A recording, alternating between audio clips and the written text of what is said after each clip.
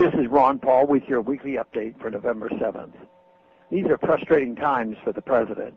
Having been swept into office with a seemingly strong mandate, he enjoyed a Congress controlled by members of his own party for the first 2 years of his term. However, midterm elections brought gridlock and a close division of power between the two parties. With a crucial re-election campaign coming up, there is desperation in the president's desire to do something in spite of his severely weakened mandate. Getting something done is proving to be a monumental task. This may be news to the supposed constitutional scholar who is now our president, but if the political process seems inconvenient to the implementation of his agenda, that is not a flaw in the system. It was designed that way. The drafters of the Constitution intended the default action of government to be inaction. Hopefully, this means actions taken by the government are necessary and proper. If federal laws or executive actions can't be agreed upon constitutionally, which is to say legally, such laws or actions should be rejected.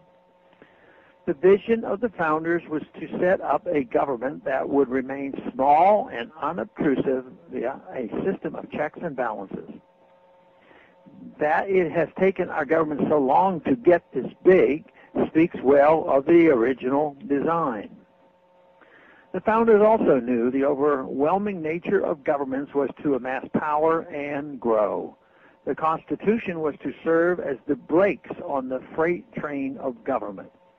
But the Obama administration, like so many administrations in the 20th century, chooses to ignore the Constitution entirely. The increasingly broad use and scope of the executive orders is a prime example. Executive orders are meant to be a way for the president to direct executive agencies on the implementation of congressionally approved legislation.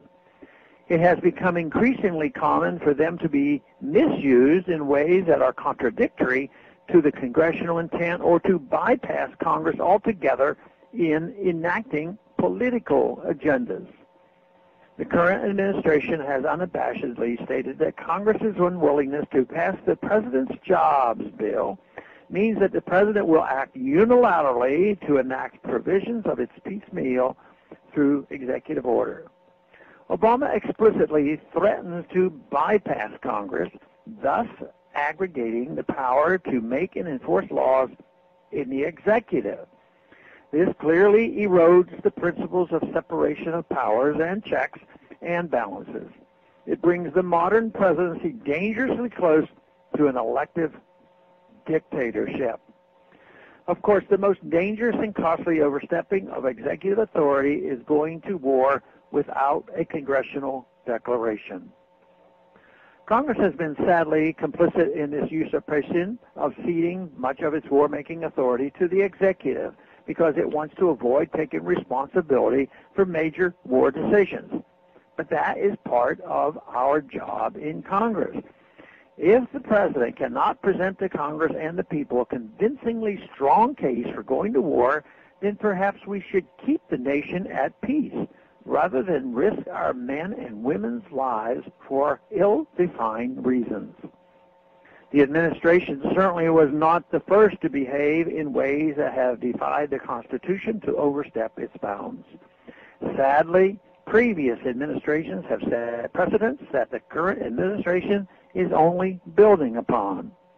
It is time for Congress to reassert itself and its constitutional role so that future administrations cannot continue on this dangerous path. Thanks for calling this update.